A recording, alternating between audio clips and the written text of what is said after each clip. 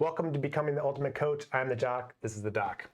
And together with our combined experience in fitness and psychology, we're here to help you become the ultimate coach.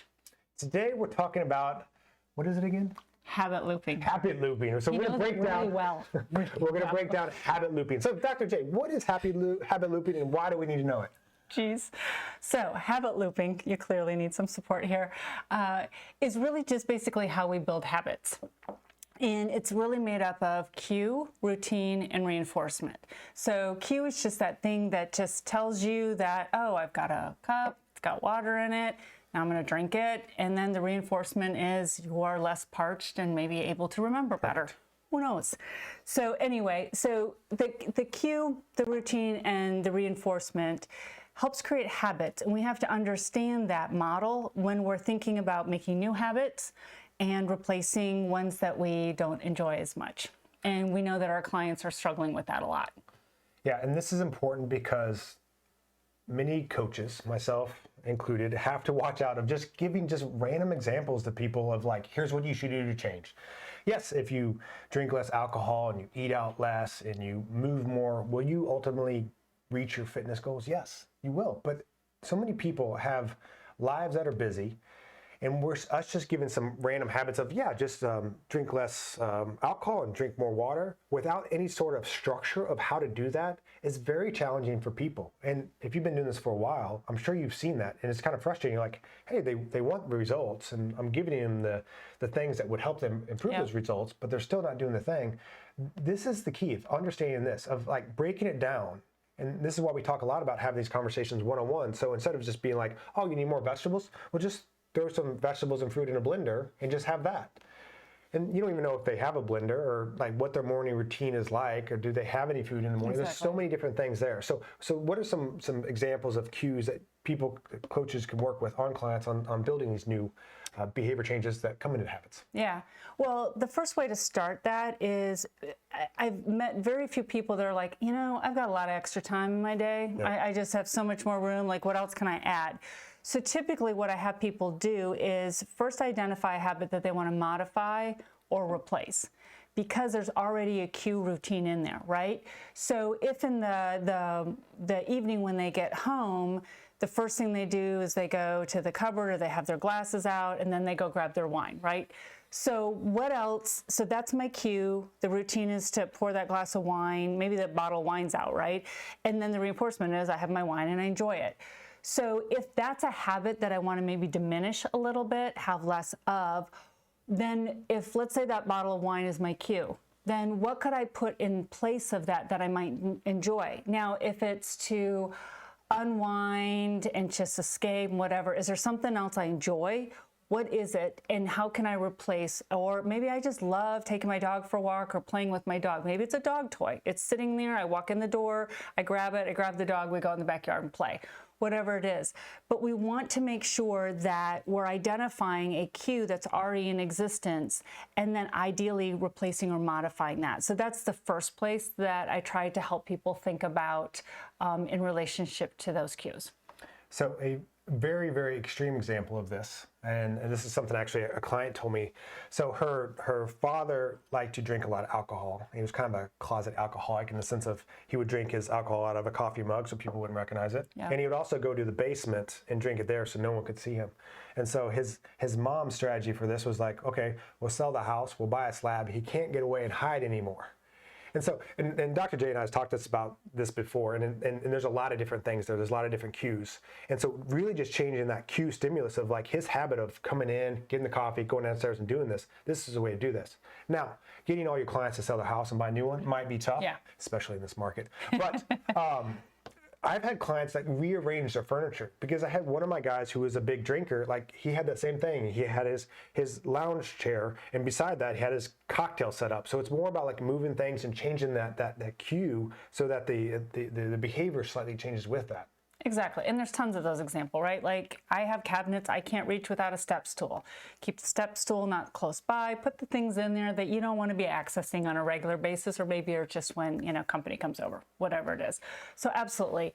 The other part of this that's super important is understanding what the reinforcer is. And we talk about this in understanding the root cause of behavior. So is it to wind down, to escape? Is it to connect with people? Is it because I deserve something that's tangible? Or is it sensory? I just love the feeling, the taste. And so understanding that, because if you're going to replace, if you're going to make that exchange, or even if you're going to start a new habit, there has to be a reinforcer. And I've talked about this before, right? No behavior persists without it being reinforced. So there's got to be some sort of reward reinforcement that's built into that, that's immediate and or long-term. If it's a long-term reinforcer, in other words, it takes a while to acquire it, so to speak, then you want to create short-term reinforcers at the beginning that reinforce it, whether it's tracking it, sharing your success with someone, having an accountability person, to get that whole cycle of that cue, the routine, and the reward to get into place. So we've talked a lot in the past about habit stacking. Yep. You have a consistent habit, so you just build on top of that. What would is the cue and the habit stacking, is that the same start, or how is that different? Well, good question. No, the habit is a separate thing in and of itself. So habit looping is how a habit is formed. Habit stacking is taking an existing habit that's already really tight and then adding a new one to it. There can be facets of it that are connected, but for example, the one that we use a lot is somebody that's trying to get more protein in per day. They already drink coffee, and you can put this collagen that you can put in your coffee right next to the coffee maker. Now, the coffee maker might be the cue to start and drink my coffee. Now I've added another cue, the collagen jar thing, next to the coffee maker. So I've created a proximal so that I can habit stack. So now that's in there. My routine is I see the collagen, I add it to my coffee, I have it, and then if I'm logging protein, I'm already a step ahead for the day.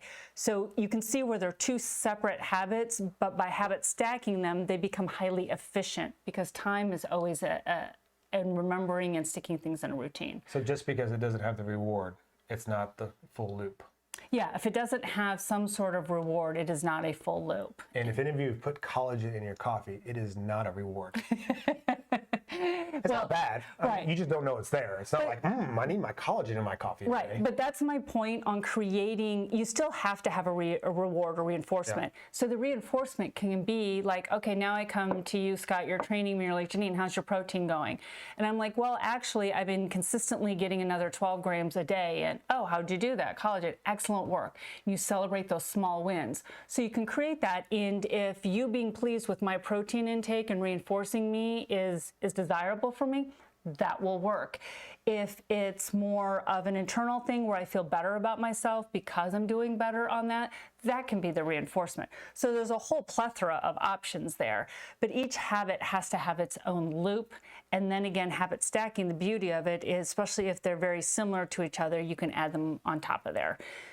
The same thing is if you're going to your kiddo's soccer practice, you might be going and hanging out there because you enjoy your kiddo and it's reinforcing to see them enjoying something and you're in proximity.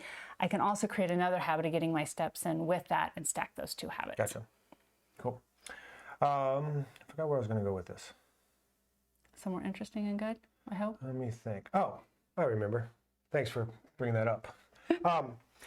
I also want to talk about the other side of this. So many clients come in and they're like, well, I need to stop my drinking because I want to lose the weight. So I'm going to cut it all out. Yep. And so we could have the thought of like, okay, I need to do this habit cue reward thing for everything, but it doesn't have to be. I'm big on talking to clients of like, alcohol and food can enhance experience. You're on a trip in some other country. Cool. Enjoy some of the stuff there. It's your kid's birthday. Enjoy the cake there. Like if you're going on a date night on the weekend, enjoy that. That doesn't mean we have to change all these things. We're big on minimal effective dose. And so understanding that like, okay, I'm having this issue every night. Yeah, then we need to address this. Then we need to dive into change those things. So it's more about like, we need to be very clear with the goal. We need to find some way to track and make sure we're making progress on that. And we just need to change a few things. But the key is using these strategies instead of just relying on willpower, because that's what a lot of this industry is. It's more of like, okay, well, you need to lose weight. You're drinking every night. We just need to stop the drinking. So just stop the drinking. And people are like, okay, I can do that. And they'll do it for a short period of time. But unless we can find a good replacement for this, based off of our eats when we talk about root cause behaviors, all these different things. And unless we set up this loop in a way that we have this cue and this reward, it's not going to be a good long-term fix. And that's ultimately what we're looking for as fitness professionals, and ultimately what clients are looking for when they're seeking fitness professionals. Yeah, they want a lifestyle that is enjoyable but sustainable for them. They don't want to be on this roller coaster all the time. And to your point, this is a great distinction to make, is some habits and habit loops just need to be modified. If that bottle of wine is your cue and instead you can have a half a bottle and a decanter sitting there, you've modified the habit because you're probably going to drink a little less wine. That doesn't mean you've thrown the whole thing out. Yeah. If you're going on a trip, guess what? You're not in a habit. Like, I mean, unless you're traveling for like 6 months at a time, the likelihood that you're going to develop that's a habit, it's like you said, a special and unique occasion. It's when you're doing something consistently, you either want to replace a few parts of it or you just want to modify it. And just, again, understanding this construct helps you make those effective choices with your clients.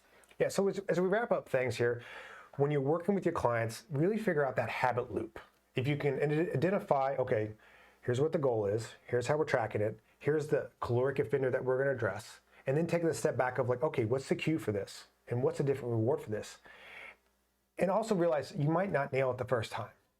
Some of this is learning. Now, it's why I like having these one-on-one conversations, coaching off the floor, so we can dig, peeling back the onion. Yeah, we can figure out more about this client. I'm figuring out what's working, and so we can have a more targeted approach with that.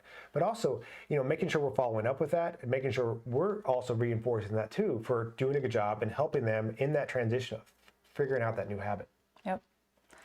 Hopefully this is helpful. Let us know if you have any thoughts, questions, experiences with it, or if there's any topics that you want us to cover. We'd love to hear from you. See you next time.